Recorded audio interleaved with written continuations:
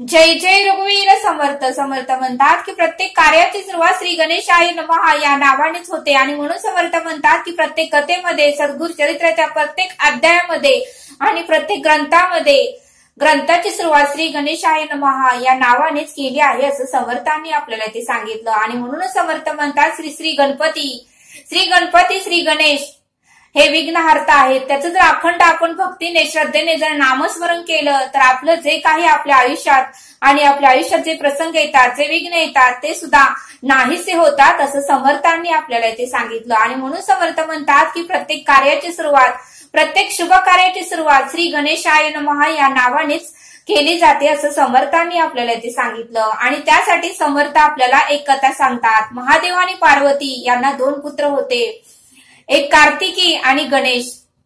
या दोघांमध्येही कोण श्रेष्ठ आहे, कोण शक्तिशाली आहे हे पाहण्यासाठी नारद मुनींनी स्पर्धा ठेवली आणि सर्व देवांना ही उत्सुकता लागली होती की या दोघांपैकी कोण शक्तिशाली आहे ते पाहायचं आहे, कोण श्रेष्ठ आहे ते पाहायचं आहे। त्यावेळेस मात्र सर्व देव तेथे जमले, नारद मुनीही जमले आणि सर्वांनी त्या दोघांना सांगितलं की कोण या ब्रह्मांडाला 3 फेऱ्या अगोदर मारून येईल तोच सर्वश्रेष्ठ आहे आणि तोच शक्तिशाली आहे असं सर्व देवांनी श्री गणपतीला आणि कार्तिकेला सांगितलं।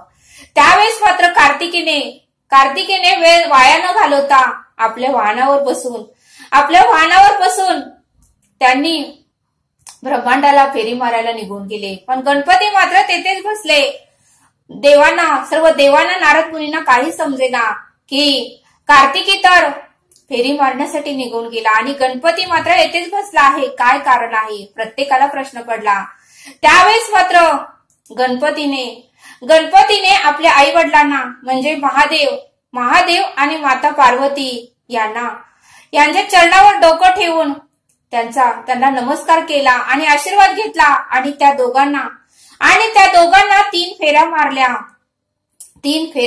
आणि त्या दोघांचा आशीर्वाद घेतला आणि त्यावेळेस मात्र सर्व देव लोकांना आश्चर्य वाटलं, नारद मुनींनाही आश्चर्य वाटलं की सर्वश्रेष्ठ हा श्री गणपतीच आहे, श्री गणेशच आहे।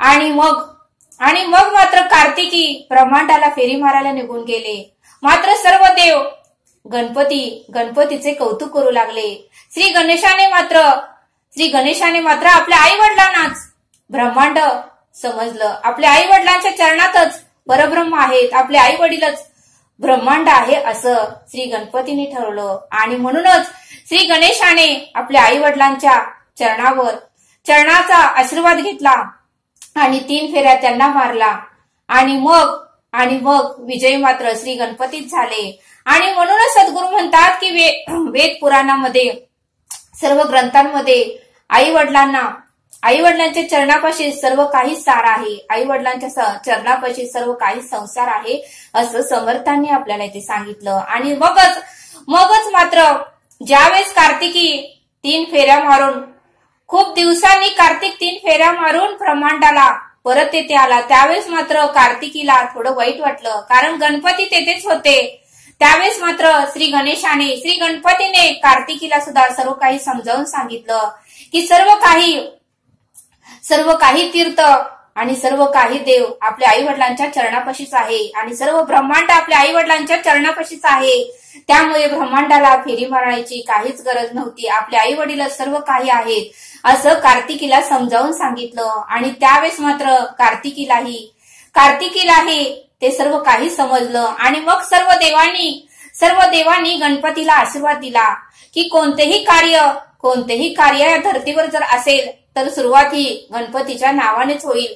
कोणत्याही ग्रंथामध्ये आणि सद्गुरु चरित्र अध्यायामध्ये आणि कोणत्याही कथेमध्ये सुरुवात ही गणपतीच्या नावानेच होईल आणि कोणतेही शुभ कार्य करताना श्री गणेशाय नमः या नावाने सुरुवात होईल असा सर्व देवांनी गणपतीला आशीर्वाद दिला। आणि म्हणूनच समर्थ म्हणतात की आपल्या आई वडिलांपाशी सर्व तीर्थ आहे, आपल्या आई वडिलांपाशी ब्रह्मांड आहे, आपल्या आई वडिलांपाशी सर्व काही सार आहे असं समर्थांनी आपल्याला ते सांगितलं। आणि म्हणूनच समर्थ म्हणतात की श्रीमनाच्या पहिल्या श्लोकामध्ये गणपतीचाच पहिला श्लोक आहे। श्रीमनाच्या पहिल्या श्लोकामध्ये कल्याण स्वामींनी श्री गणपतीचा पहिला श्लोक लिहिला आहे आणि तो श्लोक असा आहे, गणाधीश जो ईश सर्वा गुणाचा, मूळ आरंभ तो निर्गुणाचा, नमो शारदा मूळ चत्वारवाचा, गमुपंत आनंद यारा भवाचा. आणि म्हणूनच समर्थ म्हणतात की श्री मनाच्या श्लोकामध्येही पहिला श्लोक श्री गणपतीच्या नावाने सुरुवात झाली आहे असं समर्थांनी आपल्याला इथे सांगितलं. आणि म्हणूनच समर्थ म्हणतात की मनापासून जर आपण श्री गणपतीची पूजा केली, मनापासून जर श्रद्धा ठेवली, मनापासून जर नामस्मरण केलं तर आपली ही सर्व संकटे दूर होतात. फक्त आपण श्रद्धेने अखंड अंतःकरणातून नामस्मरण मात्र आपलं झालं पाहिजे असं समर्थांनी आपल्याला इथे सांगितलं. आणि म्हणूनच समर्थ म्हणतात की श्री गणेश, श्री गणपती हे विघ्नहर्ता आहेत. आपलं जे काही विघ्न जर आपल्या आयुष्यात आलं तर त्याचं जर अखंड नामस्मरण आपण केलं तर ते विघ्न सुद्धा नाहीसे होतात. आणि म्हणून समर्थ म्हणतात की ज्यावेळेस आपल्याला संकट येतात त्यावेळेस फक्त श्री गणपतीचा एक मंत्र म्हणायचा, वक्रतुंड महाकाय सूर्यकोटी समप्रभ निर्विघ्नं कुरु मे देव सर्व कार्येषु सर्वदा. वक्रतुंड महाकाय सूर्यकोटी समप्रभ निर्विघ्नं कुरु मे देव सर्व कार्येषु सर्वदा. हे जर आपण नामस्मरण केलं तर आपल्या आयुष्यामध्ये जे काही संकट आहेत ते सुद्धा दूर होतील असं समर्थांनी आपल्याला ते सांगितलं. फक्त आपल्याला विश्वास ठेवून श्रद्धेने मनोभावेने ते नामस्मरण आपल्याला करता आलं पाहिजे, तो मंत्र आपल्याला म्हणता आलं पाहिजे असं समर्थांनी आपल्याला ते सांगितलं. आणि म्हणूनच समर्थ म्हणतात की गणपतीचे कान का मोठे आहेत, सर्वांचं दुःख ऐकण्यासाठी. गणपतीचे कान का मोठे आहेत, सर्वांचे दुःख ऐकण्यासाठी. आणि गणपतीचं पोट मोठं का आहे, कारण सर्वांचं दुःख गणपती आपल्या पोटामध्ये साठवून ठेवतो. गणपतीचं पोट का मोठं आहे, तर सर्वांचं दुःख गणपती आपल्या पोटामध्ये साठवून ठेवतो. तर डोळे अगदी बारीक का आहेत, तर बारीक नजरेने गणपती सर्वांकडे पाहतो. कोणी वाईट कर्म केलं तरी पाहतो, कोणी चांगलं कर्म केलं तरी पाहतो. ज्याच्या दृष्टी खालून गेले असे काहीच नाही उरले असं समर्थांनी आपल्याला ते सांगितलं. आणि म्हणूनच श्री गणपतीचे डोळे बारीक आहेत आणि बारीक नजरेने श्री गणपती सगळ्यांकडे पाहतो असं समर्थांनी आपल्याला ते सांगितलं. आणि म्हणून समर्थ म्हणतात की सद्गुरु चरित्र अध्यायामध्ये अध्याय 6 गोकर्ण महिमा महाबळेश्वर लिंग स्थापन नाम. गोकर्ण महिमा महाबळेश्वर लिंग स्थापन नाम या अध्यायामध्ये सुद्धा ज्यावेळेस रावणाची आई ही वाळूचं लिंग बनवून त्याची पूजा करत होती, त्यावेळेस रावणाला मात्र वाईट वाटलं की तू रावणाची माता आहेस, रावणाची आई आहेस आणि शिवलिंगाची पूजा तू वाळूची बनवून का करतेस, मी तुला प्रत्यक्षात शिवलिंग आणून देतो. आणि त्यावेळेस रावण कैलासावर गेला आणि त्याने अखंड नामस्मरण केलं. त्याची उपासना पाहून महादेवही त्याच्यावर प्रसन्न झाले आणि शिवलिंग त्या रावणाने महादेवाकडे मागितलं. ज्यावेळेस महादेव प्रसन्न झाले त्यावेळेस महादेवांनी रावणाला विचारलं की मी तुझ्या उपासनेवर, मी तुझ्या नामस्मरणेवर, मी तुझ्या श्रद्धेवर आणि मी तुझ्या भक्तीवर प्रसन्न झालो आहे, त्यावेळेस तू काय मागशील मी तुला द्यायला तयार आहे असं महादेवांनी रावणाला सांगितलं. त्यावेळेस रावण म्हणला की मला काहीही नको, माझी माता, माझी आई ही रावणाची आई आहे आणि तरीही ती वाळूचं शिवलिंग बनवून त्याची पूजा करत आहे, मला फक्त तुमचं शिवलिंग हवं आहे. आणि त्यावेळेस महादेव म्हणाले ठीक आहे, तू हे शिवलिंग घेऊन जा आणि तू जर पूजा ह्याची नित्य नेमाने भक्तिभावाने केली तर तूच परब्रह्म होशील, तूच साक्षात ईश्वर होशील आणि तूच देव होशील असं महादेवांनी रावणाला सांगितलं. आणि त्यावेळेस रावण शिवलिंग घेऊन निघाले.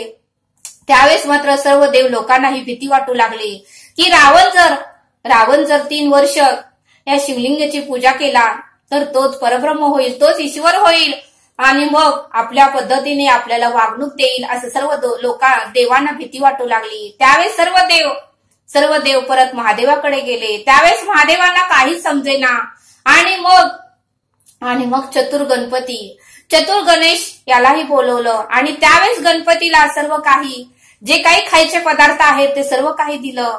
मोदक दिले, लाह्या दिल्या, जे काही त्याला आवडतात बत्ताशे, लाडू, पेढे सर्व काही दिलं. आणि गणपतीला लहान मुलाचं रूप घ्यायला सांगितलं. आणि ज्यावेळेस रावण जंगलातून जात होता, रावणाची ही उपासना करायची वेळ झाली, त्यावेळेस गणपतीनेही लहान मुलाचं रूप घेतलं आणि तो तेथे झाडाखाली फुलं वेचत होता. त्यावेळेस रावणाचंही लक्ष त्या लहान मुलाकडे गेलं आणि त्यावेळेस रावणाने त्या मुलाला विचारलं, लहान मुलाला विचारलं की बाळा, तू हे शिवलिंग थोडा वेळ घे, माझी उपासनेची वेळ झाली आहे, मी उपासना केली की हे शिवलिंग तुझ्याकडून घेतो, पण कृपा करून हे शिवलिंग खाली ठेवू नको.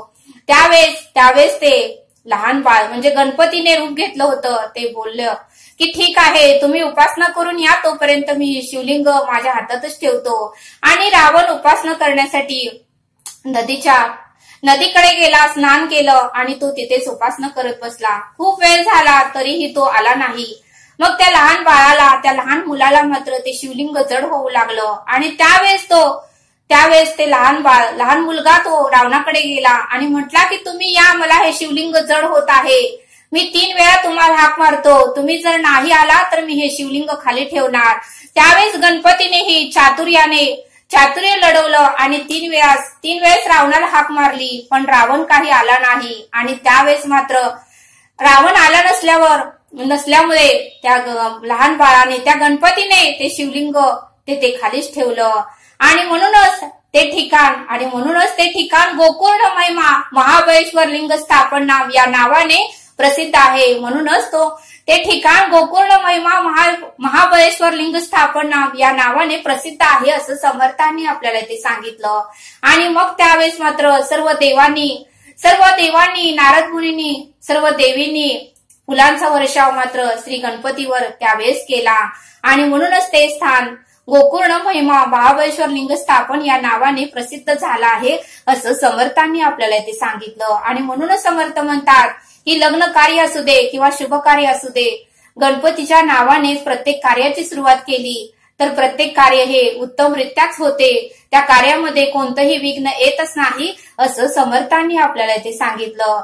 आणि म्हणूनच समर्थ म्हणतात की आपण कोणतंही कार्य करताना श्री गणेशाय नमः या नावाने सुरुवात केली तर ते कार्य सिद्धीत जाते. आणि म्हणून समर्थ म्हणतात की त्या गणपतीचं अखंड आपल्याला नामस्मरण, भक्ती, श्रद्धा करता आली पाहिजे. आणि आपण जर केलं तर आपली ही इच्छा पूर्ण होईल असं समर्थांनी आपल्याला इथे सांगितलं. तरी आता आपण येथेच थांबूया. गणेश जयंतीच्या सर्वांना खूप खूप शुभेच्छा. धन्यवाद. जय सद्गुरू.